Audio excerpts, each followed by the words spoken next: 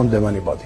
If anybody that needs to be condemned, it's what you call the only democracy in the Middle East, that is Israel. You just condemned Israel for killing civilians, and you won't condemn Hamas for killing civilians. How many times you have interviewed Israeli officials, Louise?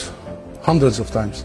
Hundreds of times. How many times Israel have committed war crimes right live on your own cameras? Do you start by asking them to condemn themselves? Have you? You don't. You don't. No, I'll answer that question. Because at the very heart of it is misrepresentation of the whole thing. Because it's the Palestinians that are always expected to condemn themselves. Come on, this is a political conflict. We have been denied our rights for a long time. So this is the wrong starting point. As opposed to this business by BBC and the mainstream media for 75 years. You bring us here whenever there are Israelis who are killed. Did you bring me here when many Palestinians in the West Bank? Do you invite me when there is such Israeli provocations in Jerusalem and elsewhere? Because what Israelis have seen, which we started by saying tragic, the last 48 hours, the Palestinians see every day for the last 50 years. You know the situation in Gaza, you've just described it. This is the biggest open-air prison. Those people, 2 million, have been taken hostage by Israel for the last 16 years. Perhaps this is about time we abandon this rhetoric, this framework, and we start giving people the real ugly truth sometimes.